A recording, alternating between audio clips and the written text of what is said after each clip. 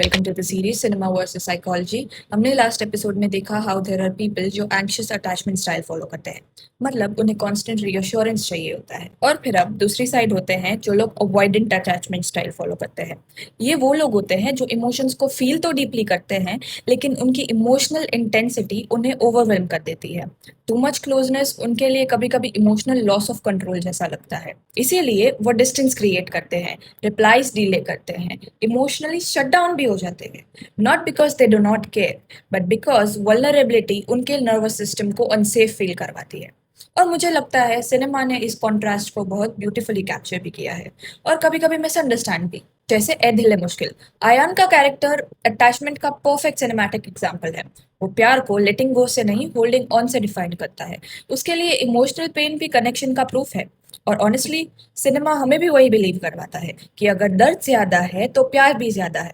लेकिन साइकोलॉजी कहती है इंटेंसिटी और इमोशनल हेल्थ सेम चीज नहीं होते। कभी कभी लोग रिलेशनशिप से नहीं, खुद से डिस्कनेक्ट हो जाते हैं। और जब इंसान इंटरनली लॉस्ट होता है तो इमोशनल इंटीमेसी मेंटेन करना बहुत डिफिकल्ट हो जाता है। साइकोलॉजी में इसे इमोशनल सप्रेशन और आइडेंटिटी मास्किंग के कॉन्सेप्ट से रिलेट किया जाता है।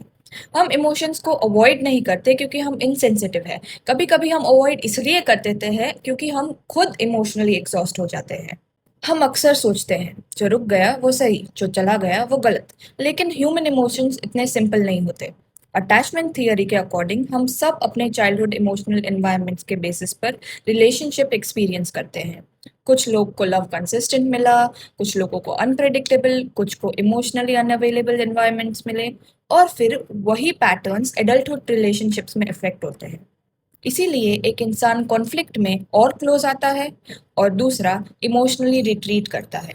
एक कनेक्शन ढूंढता है, दूसरा रेगुलेशन। एक बात करता है, दूसरा साइलेंस चूज करता है। और दोनों सीक्रेटली समझना चाहते हैं।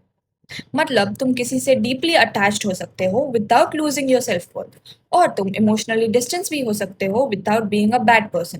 That is the difference between romanticism and understanding. शायद इसीलिए मुझे लगता है not every attached person is weak. Some people simply feel emotions more intensely, और not every distance person is heartless. Some people are still learning how to feel safe inside vulnerability.